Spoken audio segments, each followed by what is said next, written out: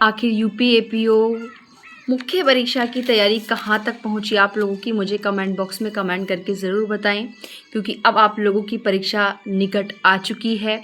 तो यहाँ पर एक लास्ट टाइम थोड़ा सा रिवीजन के लिए फिर से आप सभी के लिए कुछ लेकर आए हैं, और ये लास्ट टाइम का रिवीजन है, छोटी छोटी चीज़ें हैं, क्योंकि जब छोटी छोटी चीज़ों को अगर हम अच्छे से लिख देते हैं तो उनमें हमें नंबर कहीं ना कहीं काफ़ी अच्छे जो है मिलते हैं। तो आइए यहाँ पर देखते हैं कि भाई क्या क्या कैसे कैसे है।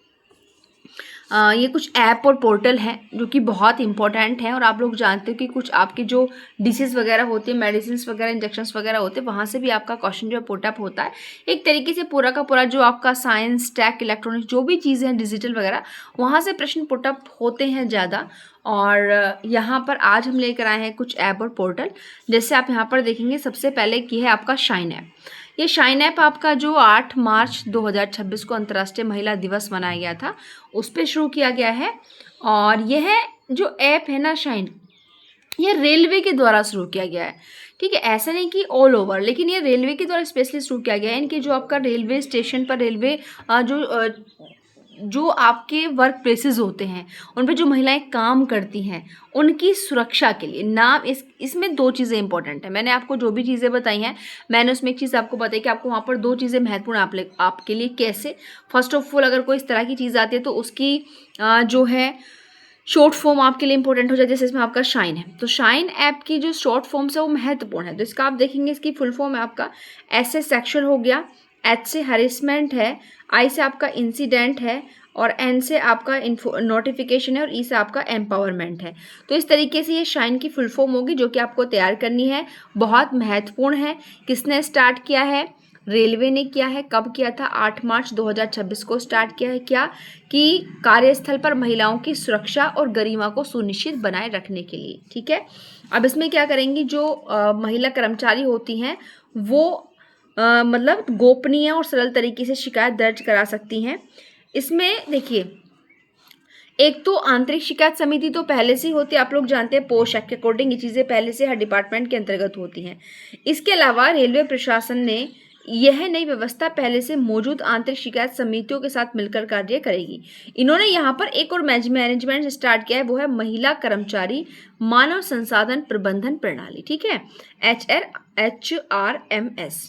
ओके, ह्यूमन राइट्स मैनेजमेंट आपका रिसोर्सेस, ये सिस्टम इन्होंने यहाँ पर ये शुरू किया है। और ये किसके साथ मिलकर काम करेगा? आंतरिक शिकायत समिति के साथ मिलकर काम करेगा। तो ये इतना ही इसमें आपको सफिशिएंट है कि 8 मार्च 2026 को जारी किया है, रेलवे ने किया है। शाइन की फुल फॉर्म आप लिख सकते हैं, बहुत ही महत्वपूर्ण और अच्छा रहेगा आप लोगों के लिए कि जो महिलाएं, पीड़ित महिलाएं होती है, गोपनीय शिकायत दर्ज कर सकती है। ये जो कमेटी एक नई बनाई है, प्रणाली सिस्टम नया बनाया है, ये आंतरिक शिकायत समिति के साथ मिलकर कार्य करेगा। उसके बाद हम नेक्स्ट आते हैं, और क्या इंपॉर्टेंट है आगे आप यहाँ पर देखेंगे, ECINET। ठीक है, इसकी भी फुल फॉर्म बहुत बहुत महत्वपूर्ण है आप लोगों के लिए। इसकी फुल फॉर्म क्या है? Election commission of India network. बिल्कुल, election commission of India network. इसमें क्या किया गया है कि अगर हमको चुनाव से संबंधित कोई भी अगर इंफॉर्मेशन लेनी, तो हर ऐप मतलब अलग अलग है। ठीक है, यानी कि आपका निर्वाचन से संबंधित हर इंफॉर्मेशन आपको अलग अलग से मिलेगी।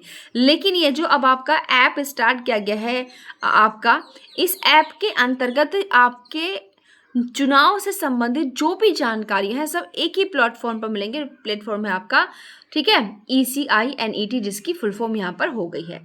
और यहाँ पर अगर मैं बात करूँ, दुनिया का सबसे बड़ा चुनावी मंच सेवा है, और इसने लगभग भारत निर्वाचन आयोग के जो 40 से अधिक ऐप्स पोर्टल्स हैं उनको क्या किया है, इसमें शामिल कर लिया गया है। और यह किस किस के संचालन में अहम भूमिका निभाएगा? आपका भारत के संविधान, लोक प्रतिनिधित्व अधिनियम 1950 1951, मतदाता पंजीकरण नियम 1960 और चुनाव संचालन नियम 1961 के अंतर्गत यह भूमिका निभाएगा। उसके अलावा अगर मैं यहाँ पर बात करूँ, मोस्टली किन लोगों को इसमें शामिल किया गया है, ज़्यादातर किनको एक दूसरे से कनेक्ट कर रहा है। तो भाई कौन कनेक्टेड होते हैं? चुनाव से संबंधित 3 लोग कनेक्टेड होते हैं आपस में। फर्स्ट ऑफ ऑल जो वोटर हैं, जो मतदाता हैं, दूसरा जो कैंडिडेट्स होते हैं, उसके बाद जो आपके चुनाव अधिकारी होते हैं, ये तीनों लोग आपस में कनेक्ट होते हैं। उसके अलावा यहाँ से तीसरे पर आते हैं, ये आपका प्रगति प्लेटफॉर्म। प्रगति प्लेटफॉर्म में क्या है, तो भाई शब्द से लग रहा है आपको प्रगति, किसी चीज की प्रगति हो रही है। अब यहाँ पर इस प्रगति की भी फुल फॉर्म आप लोगों के लिए महत्वपूर्ण हो जाती है।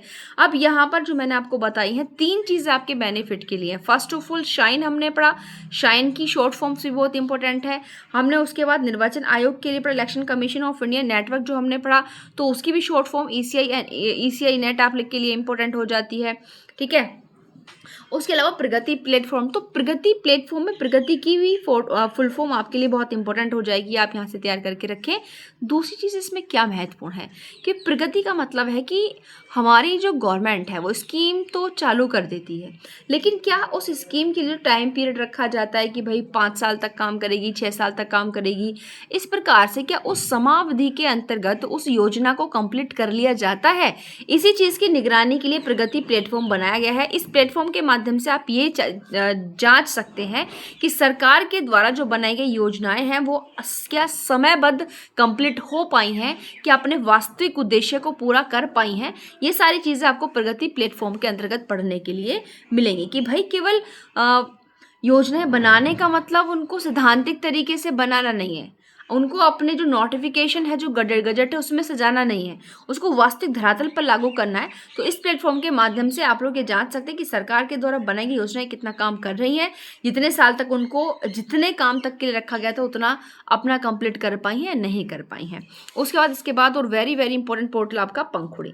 तो देखिए जैसे प्रगति प्लेटफॉर्म सरकार के द्वारा बनाई गई योजनाओं को ये देखना था कि वो कहाँ तक अपने काम को पूरा कर पाई हैं, कितने समय के अंदर, उसी प्रकार से जो पंखुड़ी पोर्टल है इसमें भी आप लोग क्या देखेंगे कि मोस्टली जो 3 चीज़ों को इंक्लूड करते हैं। वैसे तो योजना जो भी है ज़्यादातर एक लोक कल्याणकारी समाज के लिए, राज्य के लिए ही बनाई जाती हैं। इसमें भी आपका क्या है कि जितनी भी आपकी स्कीम्स है ना, इसमें बेनिफिट क्या होगा, उसमें तो ये देखना है कि वो कहाँ तक अपना काम कर पाई है। पंखुड़ी में क्या है कि सरकार जो है चाहे महिलाओं के लिए, बच्चों के लिए, ठीक है, लोक कल्याणकारी जो योजनाएं बनाती हैं, वो कौन कौन सी योजनाएं बना रखी हैं, वो सारी योजनाएं जो आपको देखने के लिए मिल जाएंगी वो एक ही प्लेटफॉर्म पर मिल जाएंगी, और वह है आपका पंखुड़ी। जी हाँ, यानी कि महिलाओं, बच्चों और लोक कल्याण के लिए जो भी स्कीम्स बनाई गई हैं वो आपको एक ही सिंगल विंडो पर मिल जाएंगे, डिजिटल प्लेटफॉर्म पर मिल जाएंगी, वो है आपका पंखुड़ी। ठीक है, तो कहने का मतलब है कि कहते हैं ना कि कोडिफिकेशन चीज़ों का, कि एक तो बहुत अलग अलग है कि भाई हम इनको कैसे पता करेंगे, वो सारी चीज़ें, और दूसरा यहाँ पर क्या है ये एक दूसरे से कनेक्टेड जो चीज़ें उनको यहाँ पर इंक्लूड कर दिया है। सॉरी एवरीवन, ठीक है। इसके अलावा तीसरी स्कीम्स वेरी वेरी इंपॉर्टेंट। अब इंपॉर्टेंट आप कहेंगे कि मैम सभी है, तो बिल्कुल देखिए परीक्षा के पॉइंट ऑफ व्यू से हमको चीज़ें पढ़नी पड़ती हैं। ये आप यहाँ देखेंगे सुजलाम भारत ऐप है, ये दिसंबर 2025 में केंद्रीय जल शक्ति मंत्रालय के द्वारा शुरू किया गया था। सुजलाम भारत ऐप, सुजलाम भारत ऐप से आप एक देख रहे होंगे बाद में लिखा है आपका, इसमें बीच में लिख रहा है जल, सुजलम, तो सु जल, अच्छा जल, साफ जल। तो पहली बात तो क्लियर है कि यह आपका जल संसाधन से मतलब है, रिसोर्सेज से मतलब है। अब ये स्कीम क्या है भाई, अब ये कि अगर हम स्कीम्स को देखते हैं तो ऐसा लग रहा है कि भाई बहुत ज़्यादा डेवलपमेंट हो रहा है, ऐसी ऐसी स्कीम्स बन रही है, बताओ तो इनसे कोई भी चीज़ या कोई भी पॉल्यूशन वगैरह कैसे रह जाएगा। अब ये जो स्कीम है सुजलम भारत ऐप, जो ये ऐप बनाई गई, स्कीम नहीं ये ऐप है, क्योंकि हम यहाँ पर ऐप और पोर्टल पढ़ रहे हैं। ये ऐप है कि जो ग्रामीण एरियो में जो जल संसाधन प्रणालियाँ होती हैं, कि मतलब पानी कहाँ से आ रहा है, ठीक है, जो आपके वाटर टैंक है वो किस प्रकार के हैं, कितने पुराने हो चुके हैं, कहीं छीण तो नहीं है, पानी कैसा है, साफ है, दूषित है, इन सारी चीज़ों की जो जानकारी है, इनके भूमिगत जल का पूरा रिसोर्सेज सिस्टम, पानी आना जाना, मतलब पाइपलाइन से पानी की वो कैसी है, पानी पीने योग्य है या नहीं है, इन सारी चीज़ों की जानकारी आपको सुजलाम भारत ऐप के माध्यम से मिल जाएगी। तो जैसे देखेंगे इसमें लिखा है कि केंद्रीय जल शक्ति मंत्रालय ने ग्रामीण पेयजल प्रशासन को बदलने के उद्देश्य से, उद्देश्य क्या था कि जो ग्रामीण पेयजल सिस्टम है ना, एडमिनिस्ट्रेशन है, उसको बदलना है, और उसके लिए डिजिटल ऐप लॉन्च किया गया है। समझ रहे हो, तो इस तरीके से ये आपका हो जाता है। अब यक्ष ऐप क्या है, ये क्यों इंपॉर्टेंट है, क्योंकि अभी यूपी पुलिस के द्वारा बनाया गया, अभी उत्तर प्रदेश पुलिस के द्वारा बनाया गया, इन्होंने भी कुछ किया, वो भी पुलिस ने क्या किया भाई, यक्ष ऐप उत्तर प्रदेश पुलिस ने अपराधियों पर नकेल कसने के लिए बनाया है। इस पर अपराधियों पर ये एक एआई आधारित हाईटेक एप्लीकेशन है। इसमें मतलब जो आपके ऑफेंडर होते हैं, क्रिमिनल होते हैं, उनका जो मतलब वॉइस है, उनका जो फेस है, उनका जो डिजिटल बेस है, डेटा बेस है, सारी चीज़ों को ट्रैक कर सकता है। ठीक है, क्या यक्ष उत्तर प्रदेश पुलिस के द्वारा अपराधियों पर शिकंजा कसने के लिए बनाया गया है। ओके, तो यहाँ पर ये अब आई थिंक जो भी इम्पोर्टेंट थे आपके ऐप पोर्टल्स वो मैंने आपको यहाँ पर बता दिए हैं। ठीक है, तो आई होप आप लोग को वीडियो पसंद आएगा, तो प्लीज़ वीडियो को आप लोग आखिर तक देखें। और अगर आप लोग चाहते कि भाई अभी एग्ज़ाम के जो भी हमारे पास एक दिन बचा हुआ है, अब मैं एक ही दिन कहूँगी, तो उसमें आप लोग क्या करें कि हमें और भी इस तरह के इम्पोर्टेंट अगर आप चीज़ें दे सकते हैं तो आप लोग मुझे कमेंट बॉक्स में ज़रूर बताएं कि हमें इस तरह की और प्लीज़ ऐसे छोटी छोटी चीज़ों पर आप लोग आप वीडियो दें लास्ट टाइम पर रिवीजन के लिए, तो बिल्कुल देंगे। लेकिन प्लीज़ आप लोग वीडियो को शेयर कीजिएगा, बहुत ही इंपॉर्टेंट चीज़ें फैक्ट आपके लिए निकाल कर लाते हैं। तो अगर आप इसको शेयर करेंगे, कमेंट करेंगे, लाइक करेंगे तो हमको बहुत खुशी होगी और आगे से इससे भी अच्छी शायद वीडियोज़ बनाने का हमको प्रोत्साहन मिलेगा। तो आज के लिए इतना ही, मिलते हैं नेक्स्ट वीडियो में। Thank you, bye.